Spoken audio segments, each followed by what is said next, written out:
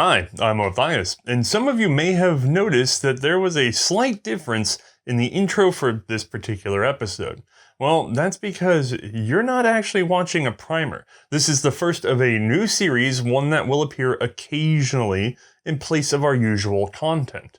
This is Reprocussion, and since it is the first, I probably need to explain the concept in general. These are the Colt percussion cap black powder revolvers. They represent a storied past, a foundational stone in the American gun industry. They are also extremely old and extremely valuable to collectors. Colts represent one of the most desirable categories of collectible guns to the sort of men who grew up in the era of the cowboy radio and cinema. But today, many of our younger viewers find them completely inaccessible, not just because Westerns are nowhere near as popular, but also because original pieces are well beyond their financial means. The good news is that there are a great many affordable reproductions, like this one right here, the Patterson Revolver. Let's get a closer look. This single action only black powder 36 caliber percussion cap pistol is in this case an Uberti made reproduction. It has an overall length of 12 1/4 inch and weighs 2.5 pounds. It features a 5-round cylinder and requires disassembly in order to load. That's right, I just lightboxed a reproduction pistol, and that is going to be the point of this series, if you couldn't tell from the title.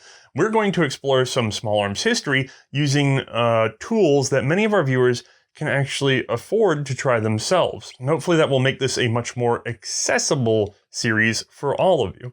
Now, since we're covering the Colt Paterson, I suppose I should tell you something about Samuel Colt.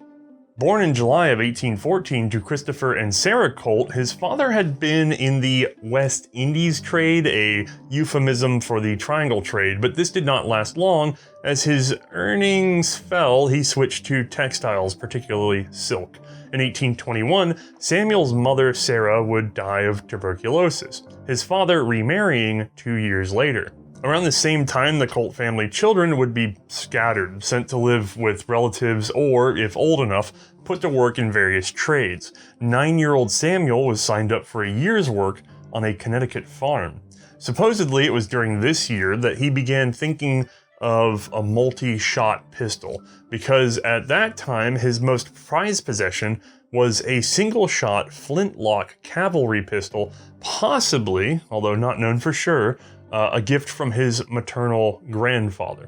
This was also the period in which he became buried in a volume called the Compendium of Knowledge, which introduced him to a variety of scientific principles.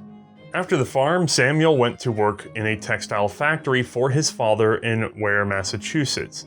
There, not only was he exposed to manufacturing machinery, but also met a chemist, William Smith, who would regularly share his knowledge with the boy Samuel, including trying nitrous oxide together. After 3 years of factory work, Samuel was sent to a school in Amherst, where he did anything but excel. Honestly, Colt the man deserves a series all on his own, as he has a near endless well of personal stories of triumph, failure, and cartoonish chicanery. I won't be able to cover even a tenth of it, I suspect, but the short summary is Samuel Colt had no use for anyone's rules. It showed early in school where he was frequently in trouble, and this trouble was apparently regularly accompanied by explosions. Like on July 4th of 1829, when young Colt circulated flyers that he was going to blow a raft sky high on Ware Pond. Apparently, there was a miscalculation as the resulting blast drenched the gathered crowd and saw Colt fleeing an angered mob.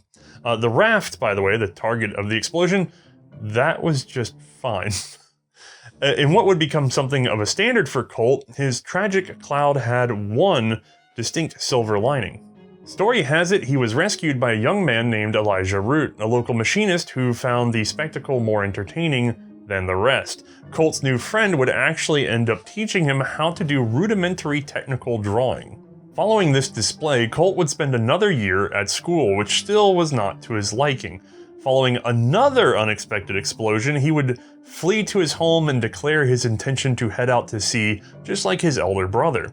his father intervened, and Colt would spend a few more months at school while arrangements were made for him to take work as a midshipman in training aboard a brig named the Corvo. And here's where our story gets a bit muddy. What definitely happened is that Colt sailed with the Corvo to Calcutta and then on to England. The most repeated story I have seen is that while in Calcutta, although some admit it might have happened in England, Colt saw a particular device, a Collier revolver. This was an early revolving firearm using a multi-chambered cylinder and single barrel. Now, Collier actually had a patent out on a mechanically indexed version of this mechanism, but I don't know of any surviving examples. Instead, all existing Colliers have manually indexed cylinders. Now, I know a lot of people are disappointed by the notion that Collier had the first mechanically indexing revolver ahead of Colt, but take heart, because my friend Jonathan Ferguson at the Royal Armouries has already put out a video on a self-indexing revolver from the late 1600s. So yes, that means rotating cylinders with singular barrels and mechanically indexed revolvers did exist long before Colt. However, his design would be more efficient and he'd see it all the way through. Many claim his vision came from a ratcheting brake on the ship's wheel, but this is also somewhat unlikely as he was no pilot. Most of Colt's time went into more laborious work, including loading and unloading the ship, where he would have encountered a ratcheting windlass. These devices allowed users to wind up a rope or cable and included a directionally toothed gear and a flat locking bar or pawl, preventing it from unwinding between their pulls. Colt's vision was as simple as having that lock bar do the pushing and attach it to the hammer. So as he sailed back home to the United States of America, Colt began whittling a prototype, a proof of concept of his revolver, whereby cocking the hammer drives a pawl to rotate the cylinder in position. Once home, he convinced his father to fund his further experimentation, and together they enlisted the help of a Hartford gunsmith, Anson Chase. The first manufactured example of his new revolving pistol, well, that exploded. Okay, it's gonna take a little while. Colt lived on his meager savings and his father's dime, managing a few crude but now working models of his action.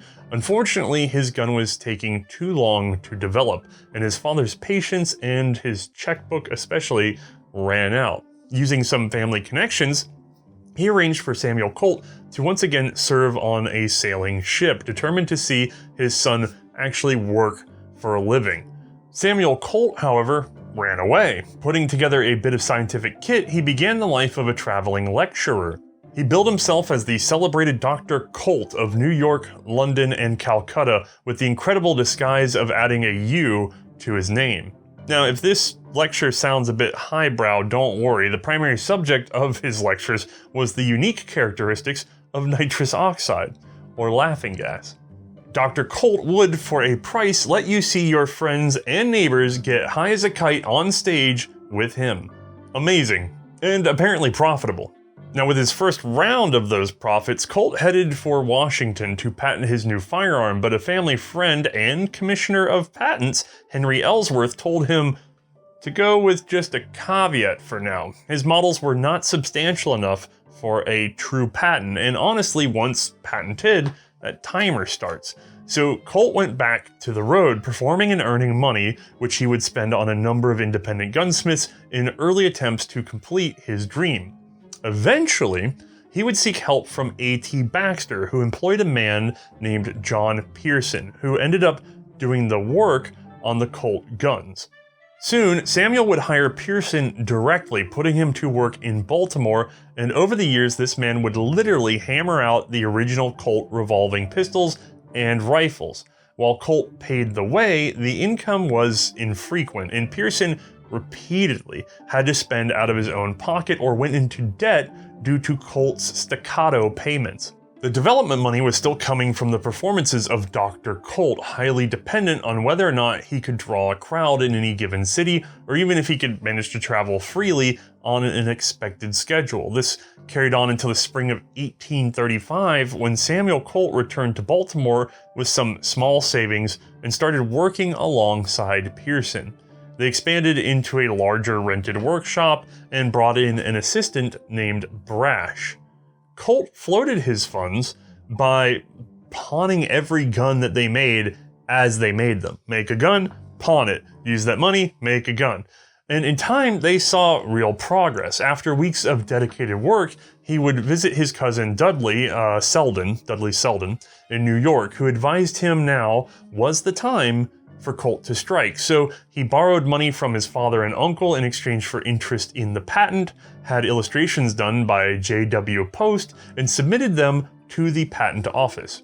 He would also sail to Britain and then travel on to France, patenting the same in each. Though interestingly, the US Patent Office was the last to grant, which technically broke the French one thanks to a rule about subsequent patents in other countries, though no one ever challenged it. This is also one of those times when I have to kind of cut out a chunk of Samuel Colt's personal story. Let me tell you something, folks. Colt did a lot of interesting, if not entirely moral things in his life, from his odd marriage to the mysterious non-execution of his brother. Sadly, I can't squeeze it all in here just for the revolver, so check our research resources below in the description for yourselves. Okay, with the patent in hand, Colt now had the leverage with which to build a business, and so he started traveling between Washington, Hartford, and Baltimore, also New York, seeking investors and a way forward. In this regard, he was greatly aided by the latter years of an economic boom. Silver had been flowing into the US economy since 1834, and following Jackson's war with the Second Bank of the United States, many smaller, less regulated banks were loaning out money fairly freely.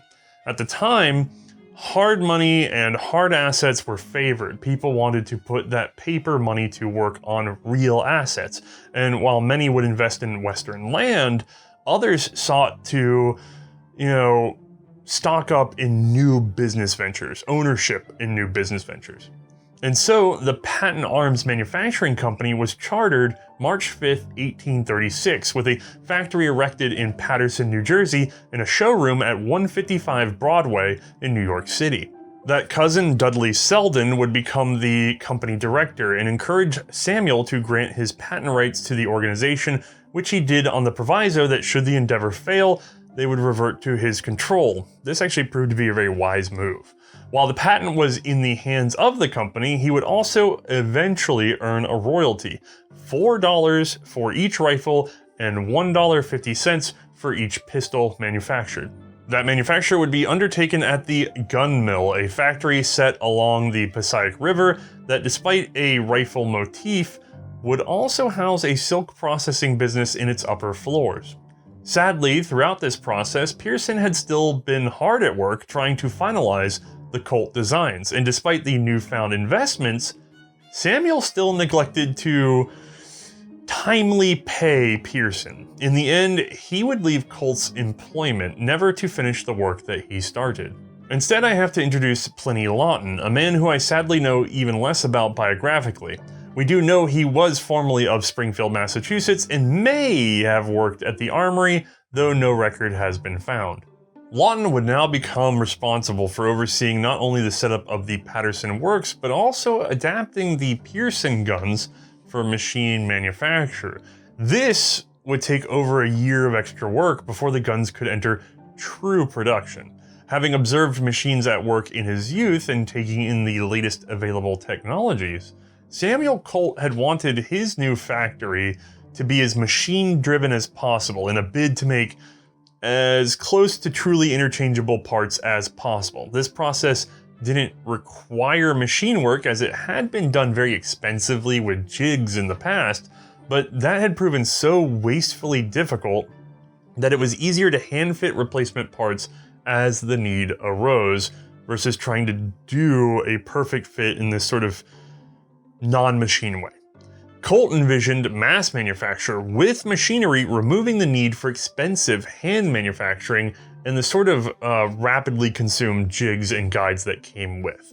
Labor could be less skilled as well, with each man responsible for only a minimum number of tasks, ideally one task. Colt, however, had no experience with this, and the business did not have the funds at present to afford such a massive setup, let alone guaranteeing the sales required to keep that flow. You can't just do this with onesie-twosies. In the end, with Lawton and Selden negotiating, Colt would have to settle for a combination of machine and hand work, resulting in not entirely interchangeable parts, but a fairly good product nonetheless. Eventually. And then for a while. We got one more episode.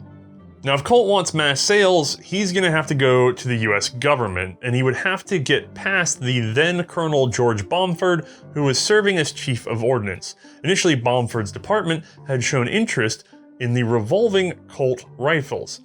As early as July of 1835, Bomford had asked for models, drawings, and even samples of the new guns.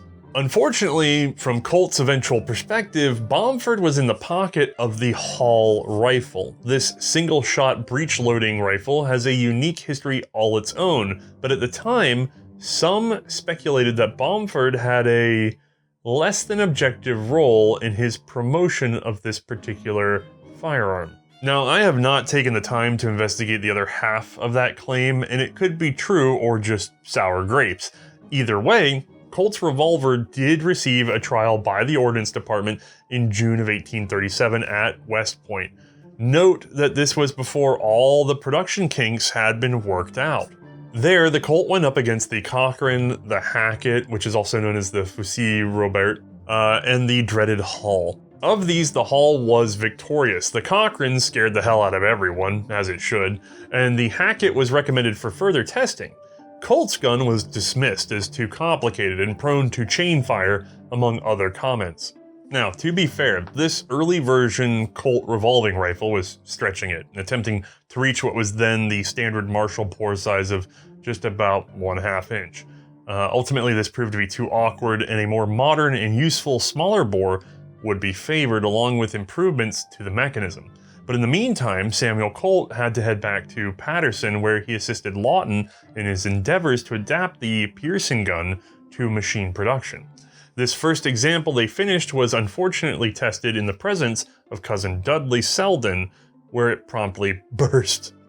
This caused a massive argument, which caused Samuel to flee to New York, where he penned his resignation in a letter to Lawton, who wisely pocketed that thing and did not pass it along. I didn't know where else to squeeze this in, by the way, but Colt and Dudley would argue frequently through the company's history. Dudley was a penny pincher who actually did a lot to keep the fledgling firm from collapsing almost immediately. The wild and impulsive Samuel Colt was exactly his opposite, spending money liberally in order to draw attention to his invention.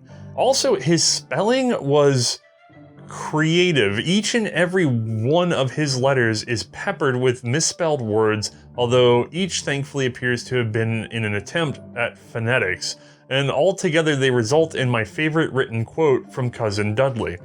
"I wish that you would so write English that I could show the letters. Buy a dictionary." Somehow that always puts genius into perspective for me. In time, Colt returned to work, and they got to solving the problem, which seems to have been finally ironed out by the fall of 1837. The first production rifles were the ring levers, which came in a shorter number 1 and longer number 2 pattern. Over time, these would evolve to take on loading levers as an optional accessory and lose their pseudo top straps. Unfortunately, telling the whole rifle story would take up several episodes all on its own, and I don't have one. So I'm going to skip to the end a bit and just tell you that no significant orders would be forthcoming for any of these guns. At least nothing that could sustain the business. Instead, we'll focus on the pistols, as while these were not enough to save Patterson, they would be the ultimate legacy of Colt. First up would be the number 1 pocket model. This diminutive 28 caliber 5-shot was ultimately the least popular in the market. This poor choice for such a small pistol wasn't entirely without reason. Essentially, you're trying to sell to both the military and civilian interests, so you bring out this big rifle for the army and country folk, and this little pocket pistol for the city people. Additionally, a somewhat more offhand conversation with naval officials had seen some initial interest in that little 28. In hindsight, this was probably more personal than it was martial in nature. Cylinders of the number 1 usually feature roll engraving, as would most Colts for a number of years to come. These designs were done by Waterman Lilly Ormsby, and the number 1 pocket started things off with what appears to be centaurs versus Indians? That's rad. Production of the number 1 is estimated between 1837 and 1838. It was ended due to low sales, with perhaps 500 made. Patent manufacturing turned its attention instead to a more utilitarian design. Revolver number 2 would be slightly bigger, advertised with a 31 caliber bore. These featured straight grip lines like the previous number 1. Barrels are found from 3 to 5 1/2 inch, though some special 12-inch cased spare barrels have been noted. Right alongside the number 2 is the number 3 belt pistol. Same frame size and overall features, the number 3's big change is a flared grip base. That's really all there is to it. Both of the belt designs also received the Centaur engraving, now extended to include a horse dude with a rifle. Also rad. Now both of these belt-sized guns combined for an estimated 850 produced in total, better than the pocket but nowhere near enough to support the Patterson business. Now that's 2 revolving rifles, 3 revolving pistols down, and we're still not at our gun today. And before we get there, well, Colt has another patent in the works. In 1839, he would file this, which covers both his already in production pistol design alterations and a new carbine. Conveniently, this would be named the Carbine of 1839, which was a further bid at military contracts and was largely designed by the hard work of Pliny Lawton. Attempting to simplify and ruggedize the Colt concept, this gun was also under half the price of the old ring levers and represented Patton Arms' best attempt at large orders.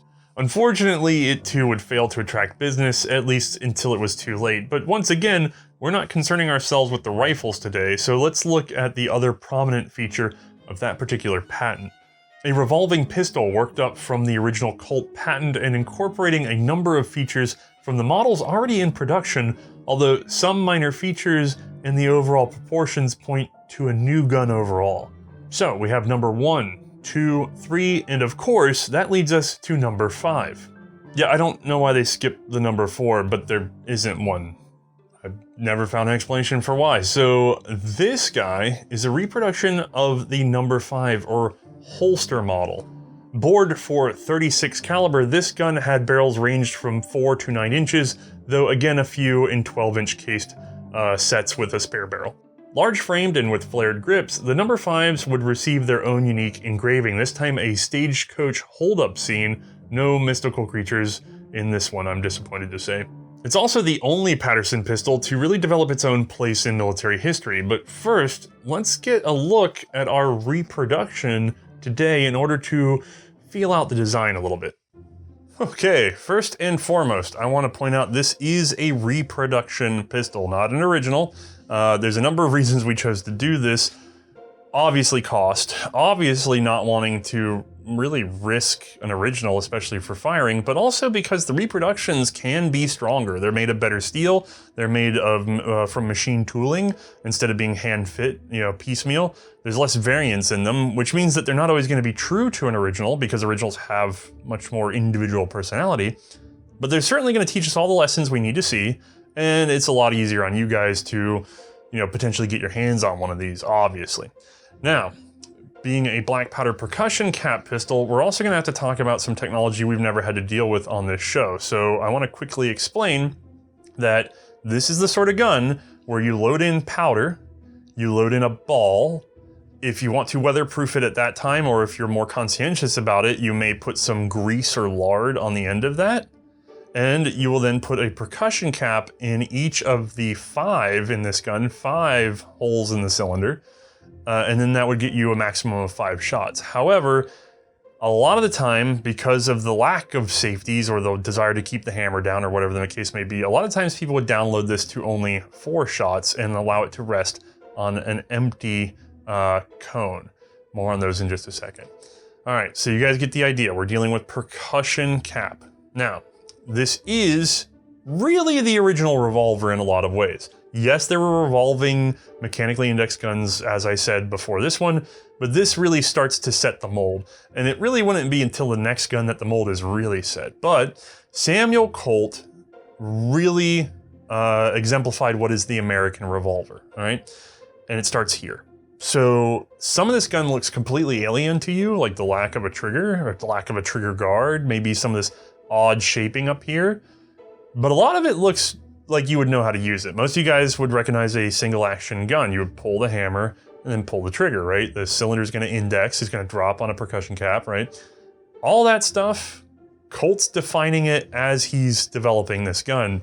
So don't take it for granted that someone in the middle of the 1800s is going to see this gun and they're going to think the entire concept is alien. This is going to look sci-fi future to them, okay?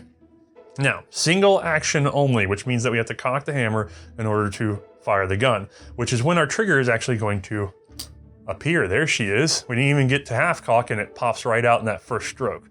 Now, we're gonna go all the way back as if we were going to fire it. On these guns, I find that it's particularly a good idea to make sure that you really get all the way back. Sometimes these cylinders don't quite come all the way around. Now, if you look at it from the top, you'll be able to see the alignment of that groove in the cylinder where the percussion cap would be and the groove through the back of what is our frame.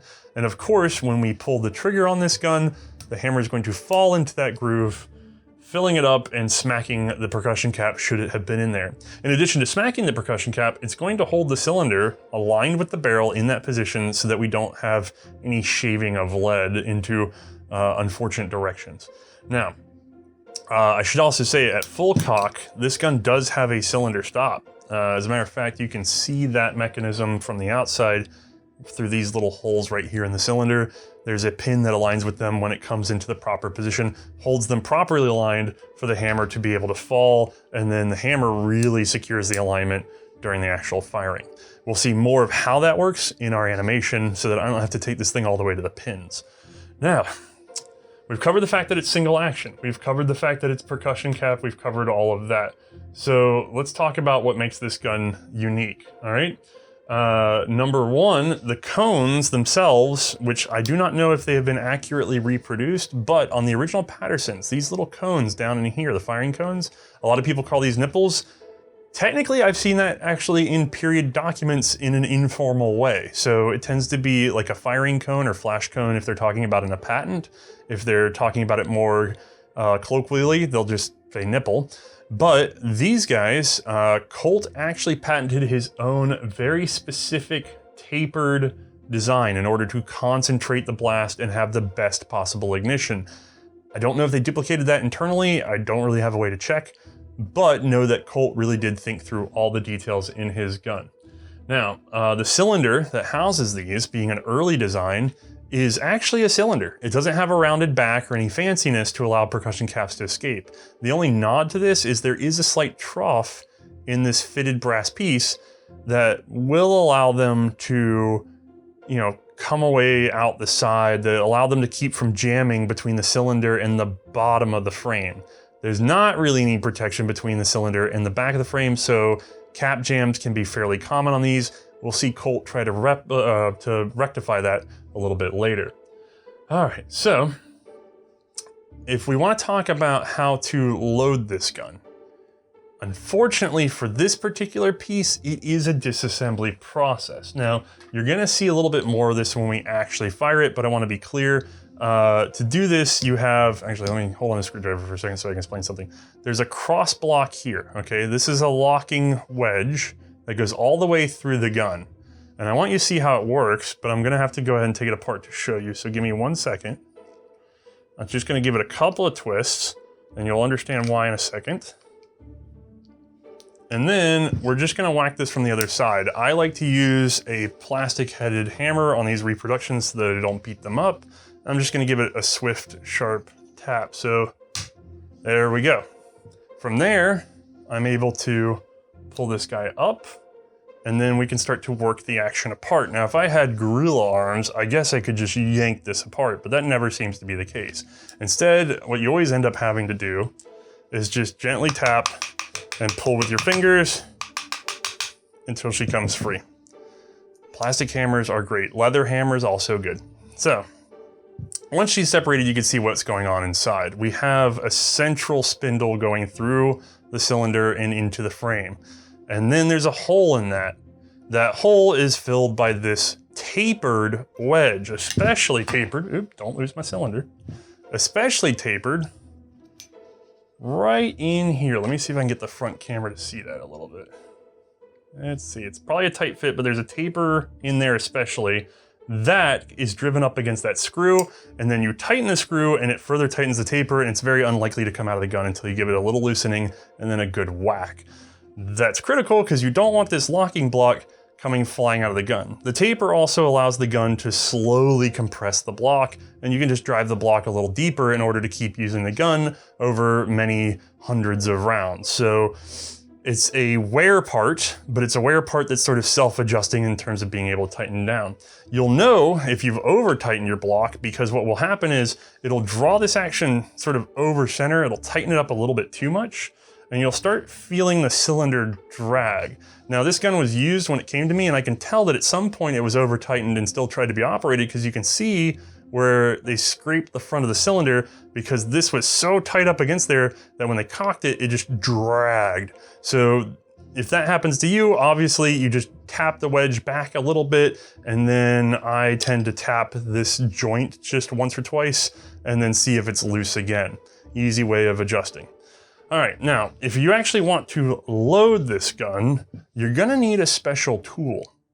Patterson Colt revolvers are a bit more kit dependent. In introducing his gun, Colt also sold a series of accessories. These tended to include a 5-shot flask, which also had a version that fed balls from the other side. We sadly do not have one of these to tinker with here today. However, our friend Joel over at Rock Island Auction House has handled one, and you can see that video as linked down in the description.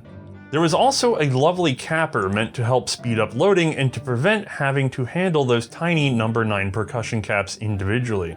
You would also receive a bullet mold with your Patterson, and this would be critical to keep with your gun, as especially amongst the early rifles, the actual bore could vary a bit between the guns themselves, and so if you use someone else's mold, you might end up with an oversized or undersized lead ball. I'm unsure if this was resolved in time for the No. 5 pistol. Perhaps more importantly, the early Pattersons relied on this unusual device, which is in fact a multi-tool.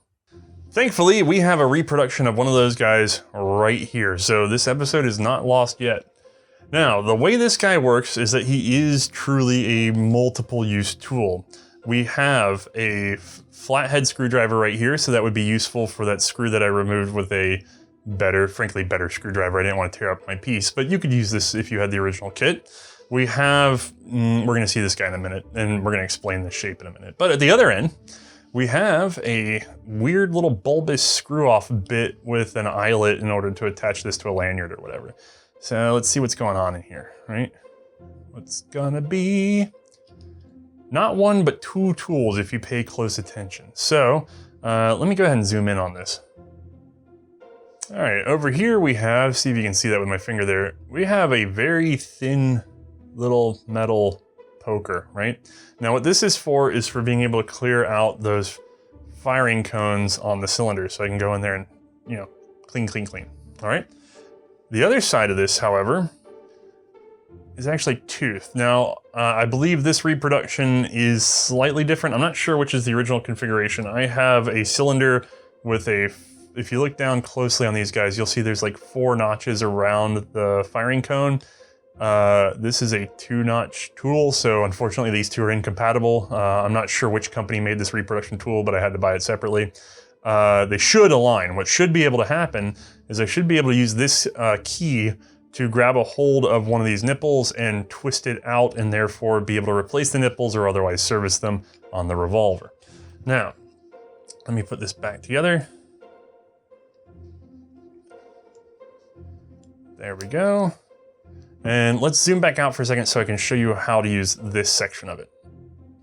All right, so with the cylinder here, assuming we had put in our powder and now want to add our ball, well, we would take a 36 caliber ball, put it here, and then we'd take this little guy, and that's why he's got that weird shape, because it goes inside what would have been the passway for that locking wedge. It's gonna go in there. We would align this little plunger over the ball, and then we would push down. Now, if the ball were there, it would keep the plunger sort of centered, which I don't want to put a live ball in there right now. So it would keep it centered until it dropped into the hole, and then we would crank down. And as we crank down, you can see that hinge at work. And and it allows us to put bearing force down on the ball. Now this is not square-headed. It actually has a rounded pocket shape to it so it doesn't deform the ball, and cradles it right down into where it should be. So you would load one, let me get it lined up. You would load one and then rotate her over and load your next one, crank it on down, and that's how this particular unique tool would work. So you don't want to lose it necessarily, because the only other, I mean, you can get away without it. I mean, you could take this guy off, right? And then you could just put in your powder, take your balls, and just take some sort of plunger of any sort, like a bullet starter that's in the correct bore, and then hammer that in there. So you could do it without this, but you're still gonna need a secondary tool. You're not just gonna thumb it in there, because then you're gonna create an air cavity and it's not gonna do what you want. So if you're gonna have a tool, you might as well have the everything tool. I'll also point out that most cased sets came with a spare cylinder, which allowed not only redundancy, but a means of faster reloading.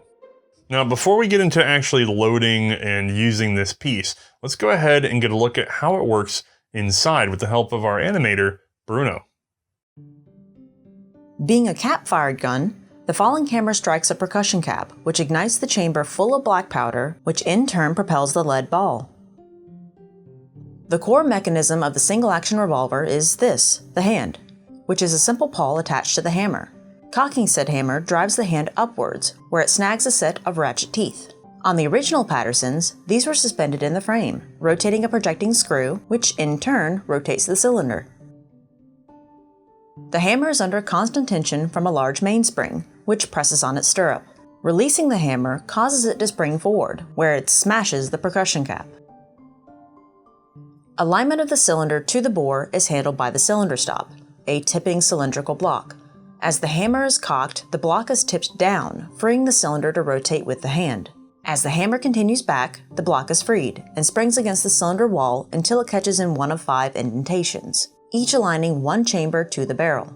The pin that actuates the stop is beveled on the lower side, so that as the hammer drops, it now snugs past the stop, compressing one of its tines.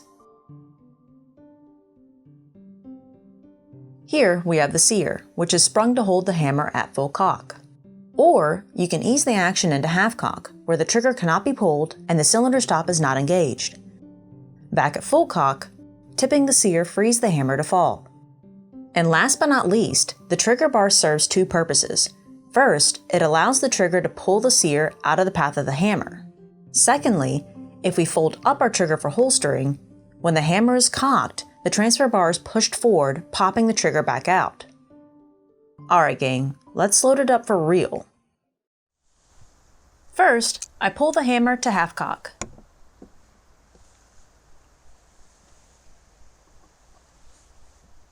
Then, a slight loosening of the wedge screw.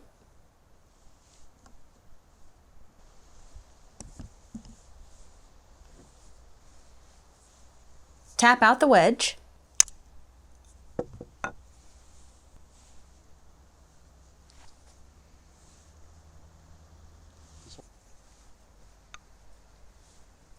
And gently tap the frame while pulling it apart.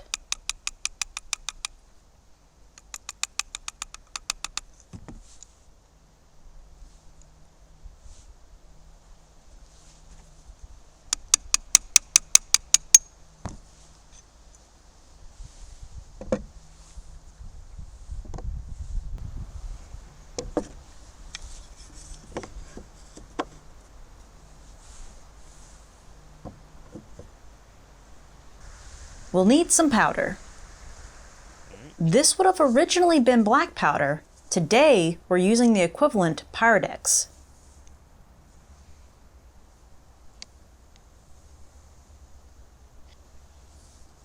Original Pattersons would have shipped with a 5-spout flask, so this step could have been done in one motion. Sadly, I don't have one of those.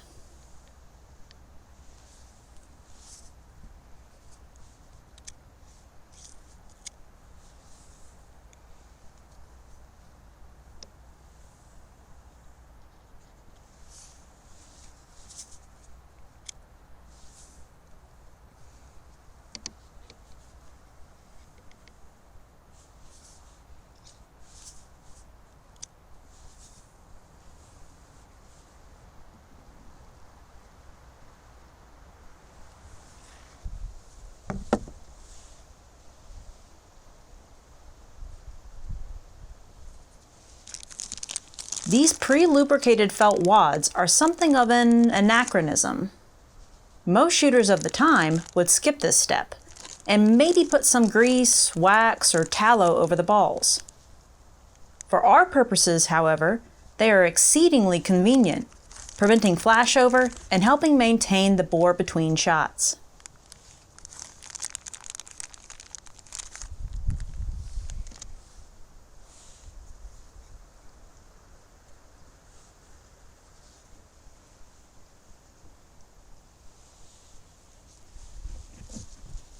Next up, we have 36 caliber round balls, which, again, could have been dispensed simultaneously with an original tool. I'll just place them individually.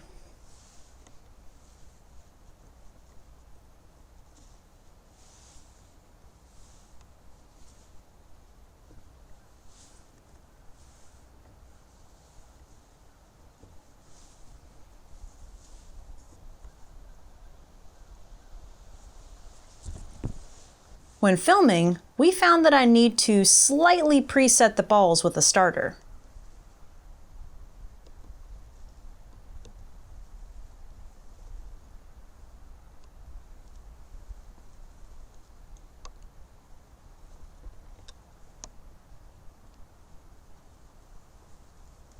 I'm unsure if this was because of the reproduction gun or the reproduction loading tool,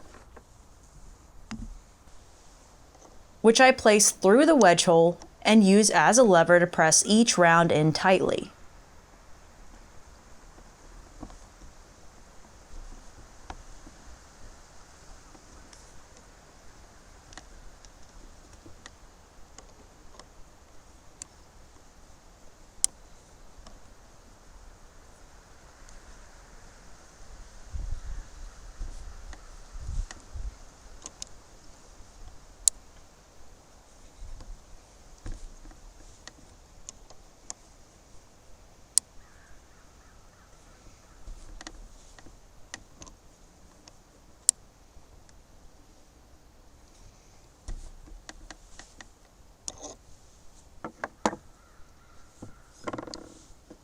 On this early Patterson, I have to remove the cylinder in order to fit the percussion caps.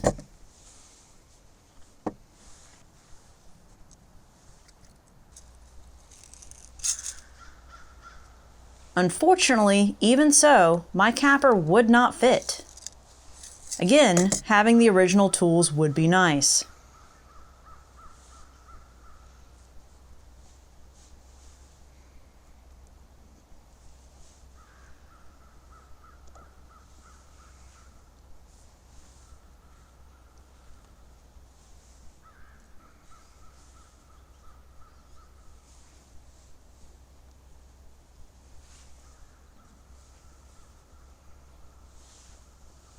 Since I placed them by hand, I'm just going to gently but firmly press them home with a punch.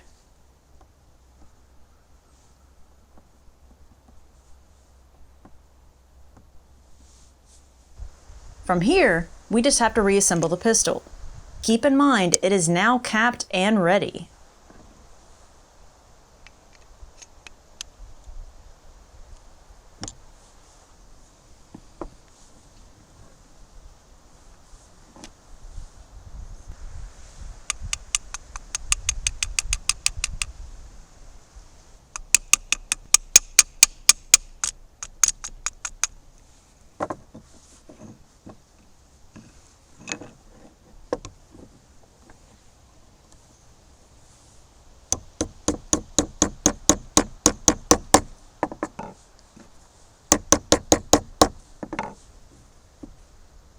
The Patterson has no half steps on the cylinder, and so a fully loaded gun would need to be carried in the half-cock position, or as many choose to do, with the hammer down on an empty chamber.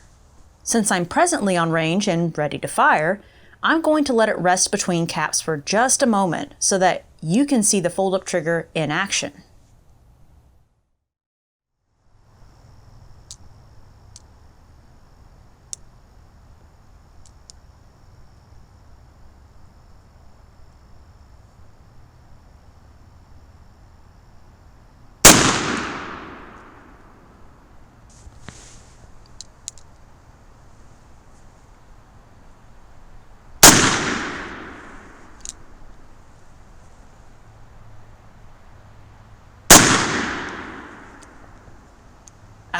The dreaded cap jam.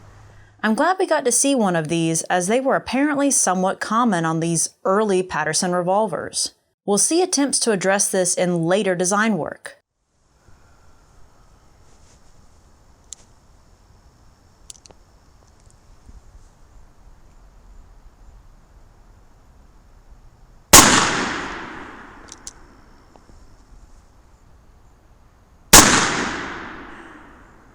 Nice.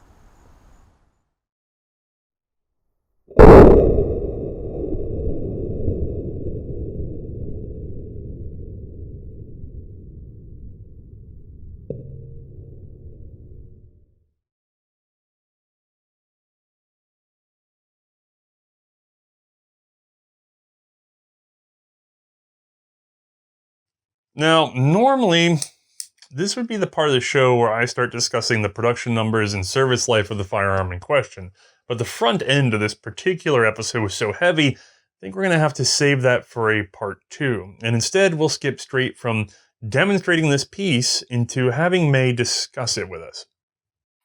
Alright gang, once more, we have room for Mae, and of course, plenty of room for what is a handgun, an early percussion cap revolver. Wow, our first one, huh? Yep, this is new territory. Now, a lot of you are coming over from our World War I series.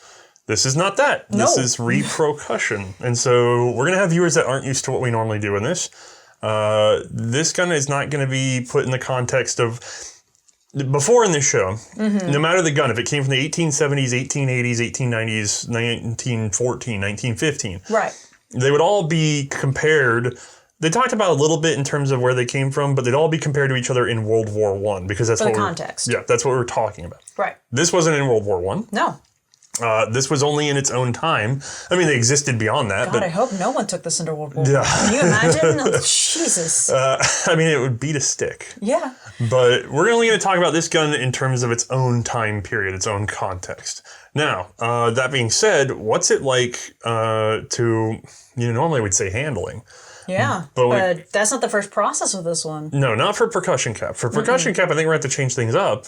We're going to have to talk about loading. Ooh. Because loading is sort of this process that happens well before you ever handle or fire the gun. Yeah, you don't want to be on a battlefield loading this thing. Right. So what was loading like with this early Patterson?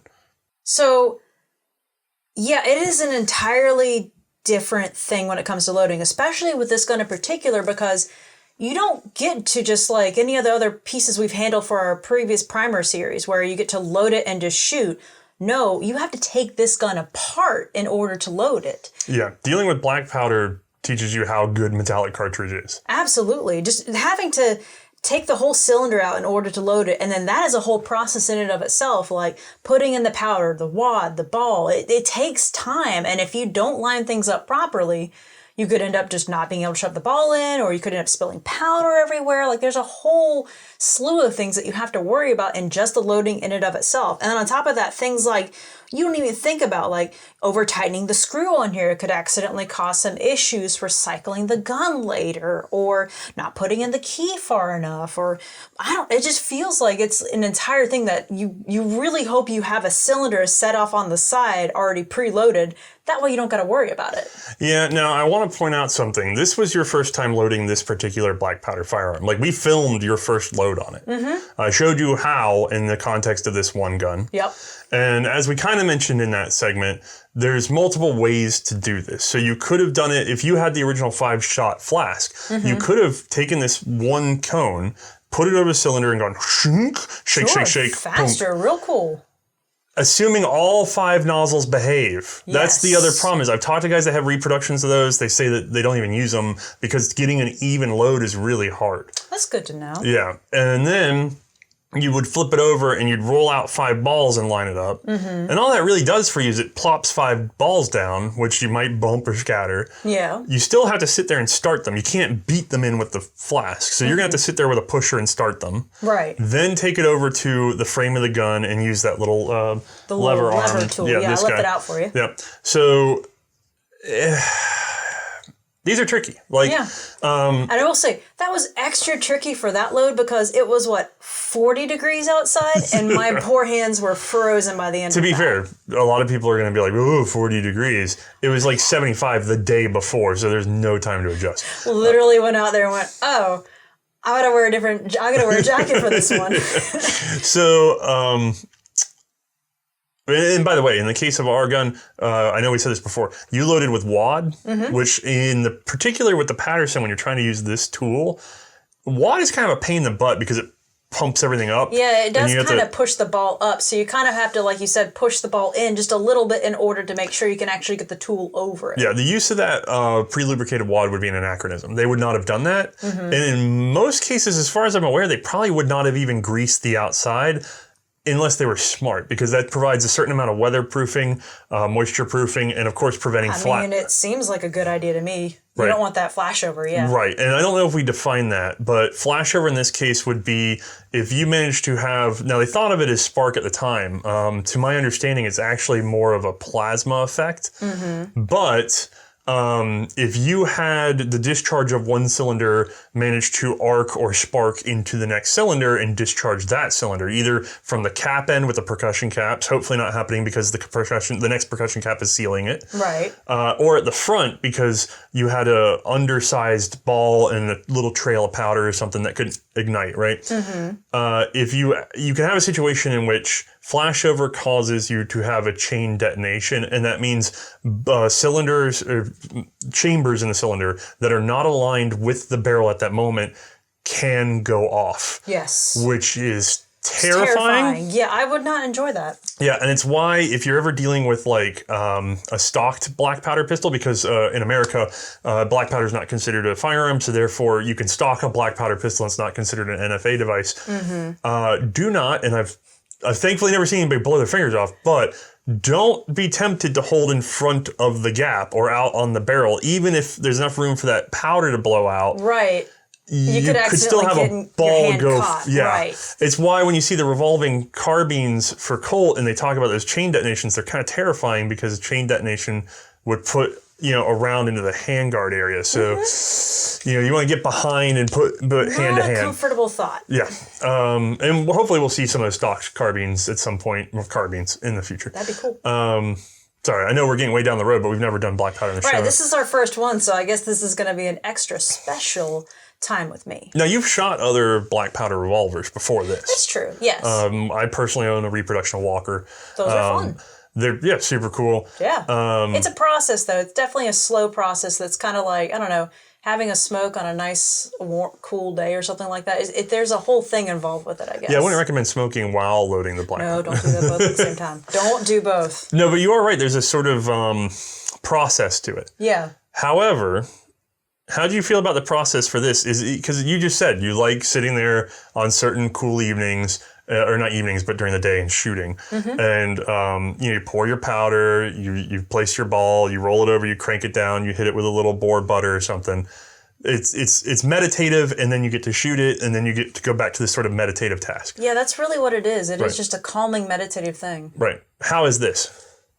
So, I guess this would be more relaxing, I think. Don't get me wrong, it's still a relaxing process overall, and I think outside of the context of a battle, if I'm just chilling, it's actually, it's very nice, it's pleasant, I can take my time, there's no rush with it, it kind of forces you into a relaxed state, it really does.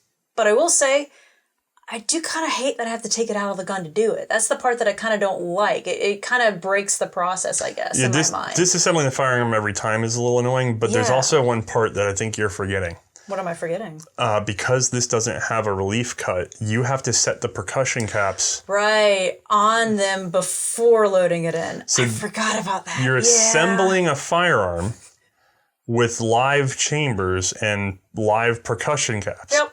And you're putting your hands in front of that by necessity. There's nothing I can do. It has to be done, and I can't say I enjoyed that. Yeah, it's very unlikely to be a problem. You have to strike those. You know what I mean?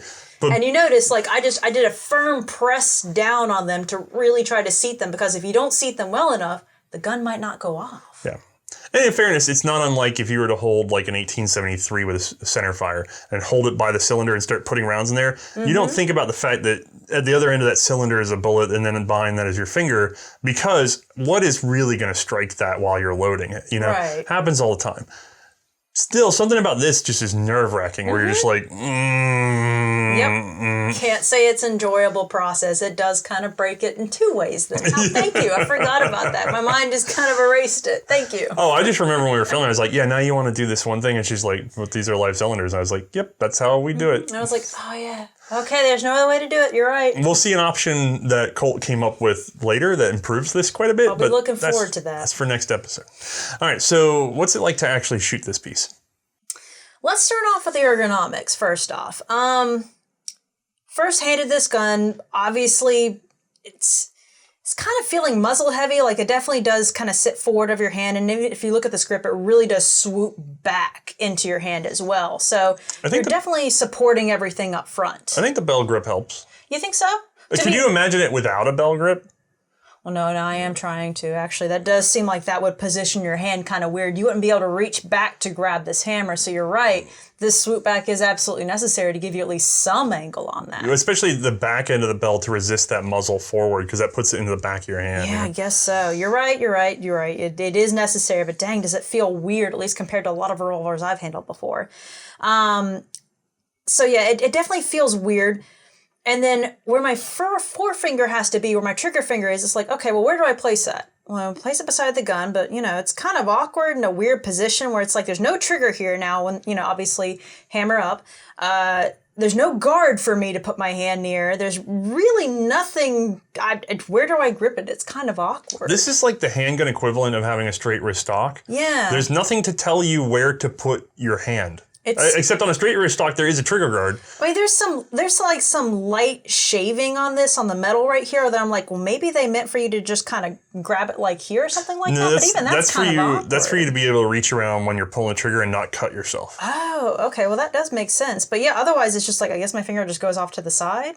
I don't know, kind of bizarre. Well, on the sense of the draw, much safer. You're not shooting yourself in the leg on the draw, because a lot of people will habitually reach for the trigger, go ahead and put their finger on there. They go to pull out a leather, and then they pull that trigger because they're pulling. Right. Especially if it's an emergency and you just sort of death grip whatever you grab, you'll pull that trigger. And so there is some element of safety there, but it's also a single action only, so you could just carry it hammered down and have the trigger out, because it's a very odd decision that I've never seen explained entirely. That's fair. And then getting into the actual shooting part from there, cocking the hammer first and foremost. Dear Lord. So on this one in particular, you have to make sure you pull the hammer all the way back. Otherwise, it's possible you might miss your right placement for the cylinder to be able to pop the percussion cap. Right. So it really does kind of suck, because this hammer, it doesn't, like unless you wrap your pinky down underneath, you really can't get a good position on it. I mean, I tried it several ways over, but like that was practically the only way I could get it in order to be able to cock the hammer all the way back. And even then, y'all could see on camera, I was struggling to get that thing pulled back. Yeah, I've never really, until handling the Paterson, I didn't realize that I used my ring finger as a position point. Yeah. Right. Not even a position, as a leverage point. I just never noticed that my ring finger had a lot to do with my ability to cock a hammer, because essentially whenever I cocked a hammer, it would be ring finger and thumb doing all the work. But I never thought about it. Yeah. But once I was handed this gun the first time I got it, I thought I was the weakest. You went to instinctively do it like that. Right. Yeah. And I cannot cock this hammer. And it's not just strength. It's like bone is not in the right spot or something, and everything starts slipping. I have successfully managed to not wrap my pinky and brute force this open, and I did it right before the show, and now I can't. Now it's like, yeah, you're trying. It's just not going. I mean, you can see. Almost. Don't hurt yourself. I got a half cock, and then from here I can. Oh, I did it. Okay, there you go. Okay. That's how you do it. I made it. But if I wrap my pinky, like give myself some, and this is something I had to kind of figure out for myself. I had to find somewhere to get some you yoke. had to do a few kind of maneuvers to be like, oh, try it this way. I think you were the actual one that gave me the cue on that. Right. Okay, so I wrap my pinky. Done. And I'm still kind of barren on it because my yoke is so far away. So I'm having to draw across a much more awkward angle than if I just had a trigger guard. Yeah. And then you're trying to keep, if I'm trying to do it, I'm trying to keep it straight for the cameras. Like I'm trying as much as possible to make it like stay in the shot, whatever I'm doing it too. So it's really difficult to even give myself some extra time to do some extra motion. Even then, just on camera, I'm still having a hard time with it. It's the ultimate grip strengthener. Oh yeah, definitely.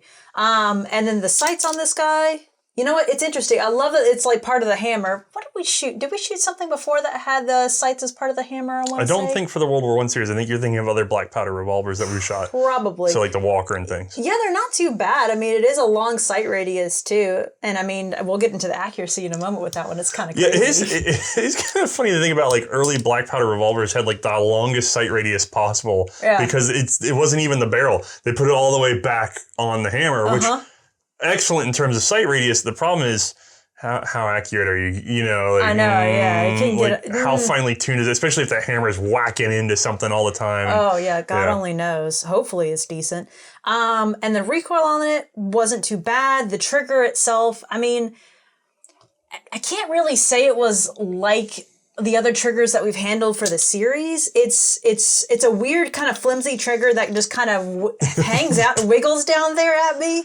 I mean, it wasn't bad, but I really do wish there'd been a trigger guard on this one because I really think it would have benefited from it. Yeah, but that doesn't affect the trigger pull. No, it doesn't.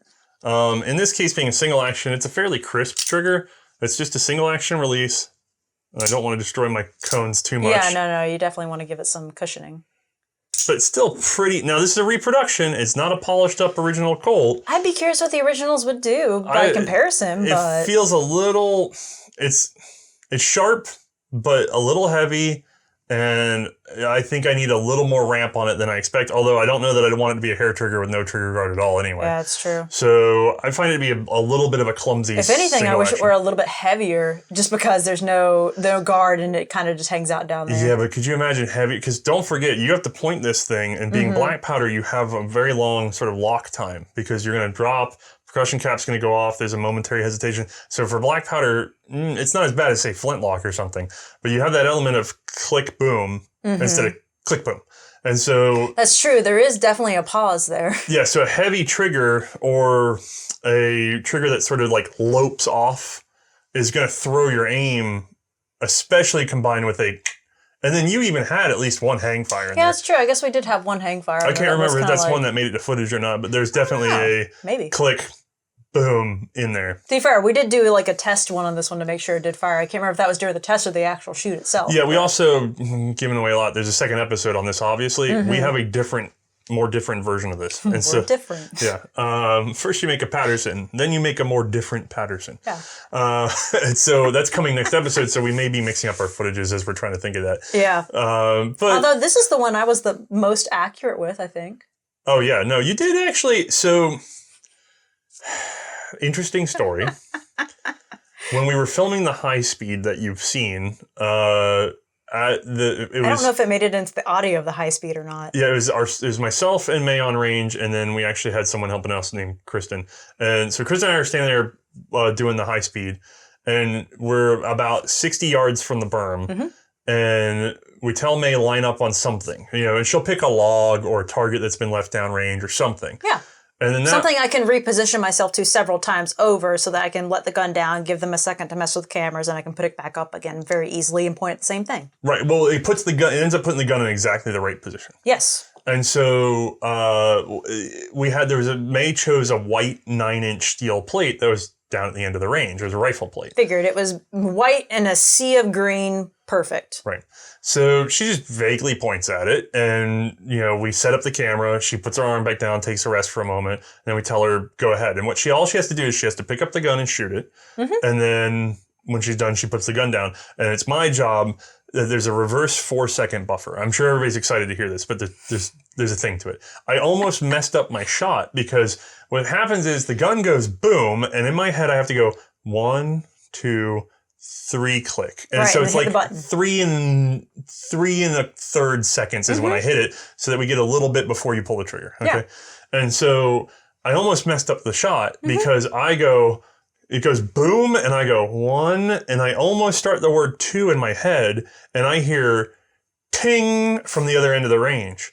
And then Chris and I look at each other, and we look over at her, And then, okay, and I hit the button. Luckily, you hit the button before you both just started speaking. Right, so I hit the button, and then we're like, did you? And so it was like a 60-yard shot with the 36 caliber round Pretty bar. accurate. Yeah, so The target is on this one pretty good too. I would not underestimate one of these. I mean, you saw at 30 feet it was doing pretty good, but then she apparently was hitting a 9-inch plate at 60 yards with it. So not bad. yeah, casually. So It was a very casual day. now, for anybody curious, that was 18 grains of black powder. Yes. In this case, Or maybe just slightly under it because I was pushing my finger in a little bit. right, and this is Pyrodex, not even black powder. I should say that too, pistol Pyrodex. And Right. so we found that to give the most consistent results on these reproductions. I've been trying to find the original load data, and I've heard that it was more like 15 or even as low as 12. I can't get a clear answer, and I've never been able to get a hold of like an original 5-spout. I feel like if I could get a hold of original 5-spout, then what I could do is I could dump that and then use one of those measurements to figure out where they put it. So still not 100% sure there. And I guess while we're talking about being insecure about things on And the worried show, about data, yes. yes. When it comes to Pattersons and other early Colts, a lot of you may not know this. There's a lot of books available out there by R.L. Wilson, who was later outed as a fraud in the collecting community. And there's a whole history there that I really need to dig in deeper to actually talk to you guys about. Right. But the short answer is he greatly affected the modern research into the Colts. And now it's left this really muddy trail. There's lots of people who still biblically repeat stuff that this man has said. And the problem is we don't know what all he said that is incorrect or correct, because he also, simultaneous to frauding and modifying original historical pieces to make them worth more by having them engraved and other things supposedly. Right. He also had the most through his hands. So he was in the best position to have the real information by doing all this research. And then unfortunately decided against the real thing. Well, he tweaked it. Right. But we don't know how far or how much. And so most of the episode that you're seeing is actually based on an author that was writing in the 40s.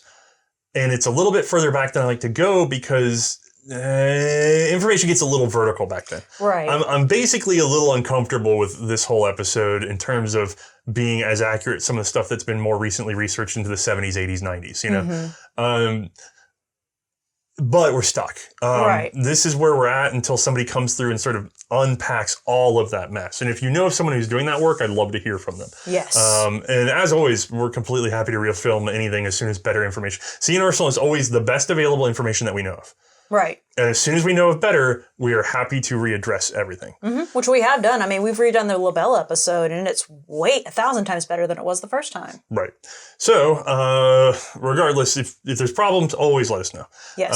It's just trying to talk about Colt history, you have to trip over this man's legacy, and it is a huge mess. Okay, so disclaimer aside, there's nothing he can do to change how you feel about this reproduction. My feelings, my true feelings. Your true feelings on a reproduction, because we don't have the original, Paterson.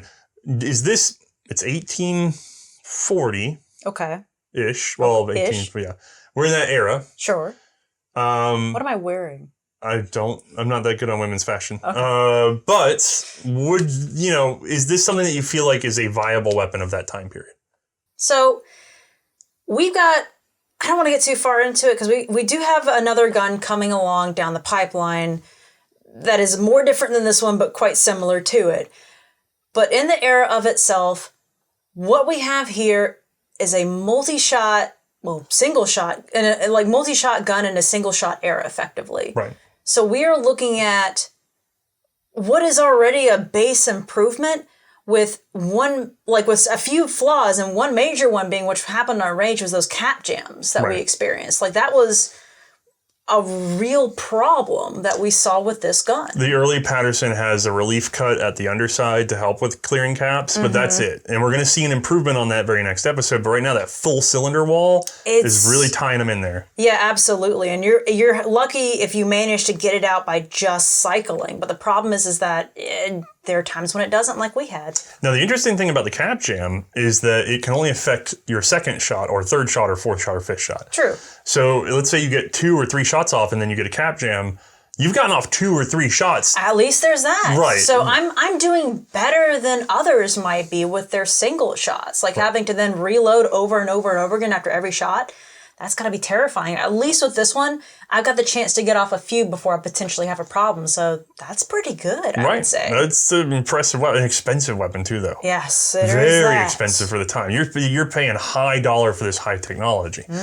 What would be the dollar we'd be paying, you think? We had it in the episode in terms of the contracts and everything. Okay. Or at least we're going to. I don't know where we are because this is 2 episodes compiled together. The short answer is, though, that it's almost equivalent to the number of shots in terms of contracts. So that's right. Yeah, that's right. it's just shy. So you can almost buy 5 single-shot pistols for the cost of 1 5-shot pistol. But do you want to carry around a brace of pistols, or do you want to carry around 1 pistol that fires 5 shots? And there's some argument. Well, potentially fires 5 shots. So like we said, with that jam, maybe maybe a bunch of pistols on your body are better. Yeah, but then you're carrying around 5 pistols, and you have to hide them and blah, blah. Now, there's a lot to be said for this. And also, by the way, if you have a failed percussion cap, you click again, you go to the next one. You can't do that with a single. Then a single shot, you're going to have to pop that cap, throw a new cap on there. So there's a lot of advantages to this gun when it works properly. It's pretty cool. I mean, a lot of huge advantages. The only thing I can see somebody arguing with about is the fact that this only went up to 36 caliber. At the time, people really wanted like 1/2-inch rounds. You know what I mean? And so we'll actually see, not the next episode, but when we get into the next gun that we're covering for Reprocussion, we'll see an attempt to make a very powerful handgun. But that was obviously a concern with this gun. The fact that the next gun that Colt comes out with is a monster compared to this, it tells you that he realized that everything up to the 36 caliber ball was absolutely not enough. And then went crazy. And then we'll see it walk back down. So the caliber probably was a real consideration point for people at that time. Whether that's valid or not, it's sort of like maybe the 9mm versus 45 of its day, right? I feel, man, if you're telling me I get a single shot horse pistol or that, I'm taking that. Right, I agree. I can't see taking a single shot over this one. Right, for all of its faults. Yeah. Like, it just, you know, in terms of self-defense or something like that, in terms of any sort of, you know, fighting with a handgun, which is how this was designed for, you know what I mean? This isn't supposed to be a toy or target pistol. It's supposed to be you can make the argument that potentially loading on this one could be faster too, because if you have a pre-loaded cylinder in your pocket, you could literally pop it on and like just take the key out, put it back in, ready to go. They came with 2. So in theory, you could knock cool. it off. You could have possibly 10 for the time it takes you to have potentially maybe not even 2. Right. Now, what you couldn't necessarily do was go out and buy another cylinder. I know people are thinking like you'd have a brace of them. Yeah, right. Just have like 30 on you. Those would be fitted to the individual gun. Now, you could probably have to have the percussion caps on them. Yes. Yeah, that too. Oh, God, no. Well, so that might explain, by the way, why those cylinder recesses are like that. It makes it hard for the percussion cap to fall out, but the fact that they're castled all the way up, you know what I mean, means that you can carry them without risk of them being impacted in your pocket. So, yeah, it gets all over the place. Also, cap jams are a little bit more common with modern percussion caps. I should say that too. It seems like they weren't as big of a deal with the old, I think it was some like mercury fulminate or something like that. No, I don't know that much about the chemistry. I don't want to get outside my realm. But that's fair. I've heard that they are more common now than they were then because of the way we changed production, but I don't know for sure. Fair. Anyway, high technology, absolutely remarkable for its time period. And I think what really kept it down wasn't the gun. I suspect it was that price. There's just no way for it to compete, especially in a recessed market. Like, it was inevitable for the cost. Fair enough. All right, how do you feel? I'm pretty excited. I'm happy to be handling black powder. This is my nice ending to the day, kind of relaxing thing that I've been enjoying it. Yeah. All right, guys. Well, stick around for after the credits. Yeah. We'll have any updates to the show, anything you might need to know a little bit more relevant, because we film these ahead of time. Oh, yes. All right. Have a good one. Night, everybody.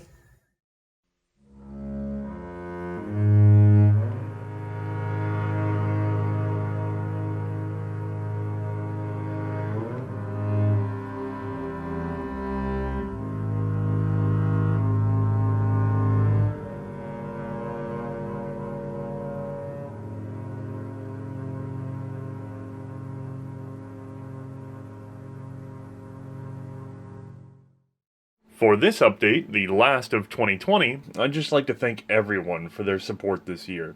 Thank you for watching, engaging, and even financing this series. We sincerely hope you're all warm and happy this Christmas, and here's to hoping that we can get things better sorted out in the new year to come.